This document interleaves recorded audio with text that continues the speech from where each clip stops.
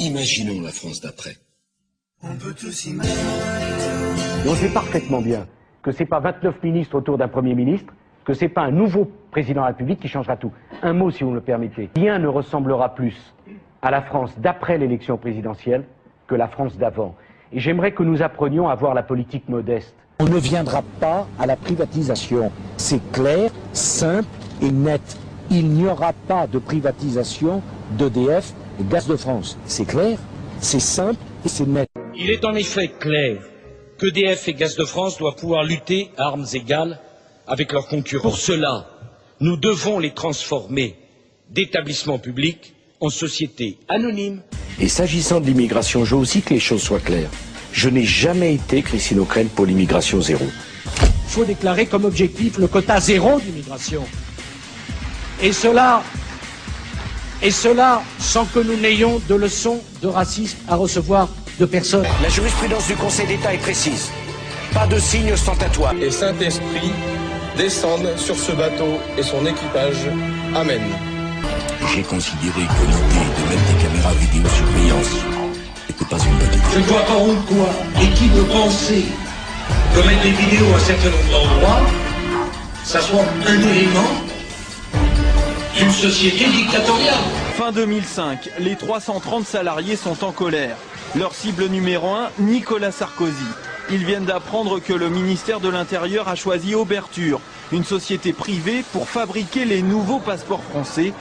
Alors j'ai déjà vu des reportages malhonnêtes, mais de cette nature c'est assez rare. Je vous félicite. Il y a eu un appel d'offres, madame.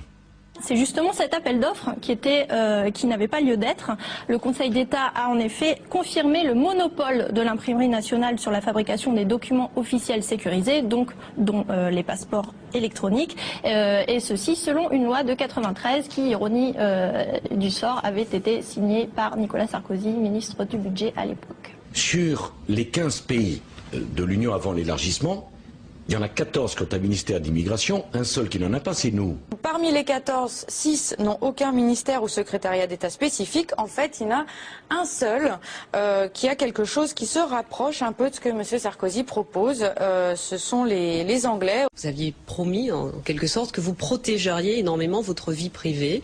On est suivi par des photographes, c'est comme ça, je m'en plains pas, mais ces photos ont été volées. La Guyane, une pirogue, un couple qui affiche sa réconciliation. Cécilia est de retour et Nicolas Sarkozy entend le faire savoir. Il s'était engagé à rester discret et à ne plus mélanger les genres. Une promesse vite oubliée à 10 mois de l'élection présidentielle. Étudiant en droit, Nicolas Sarkozy trouve des petits boulots, un épisode que ses amis politiques adorent mettre en avant.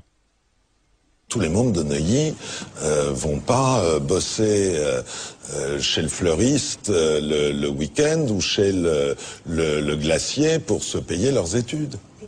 Aujourd'hui, ce mythe de Nicolas travaillant pour payer ses études fait un peu sourire sa maman. Il vivait dans un hôtel particulier dans le 17e avec un grand-père chirurgien et une mère avocat. C'était tout de même pas l'horreur.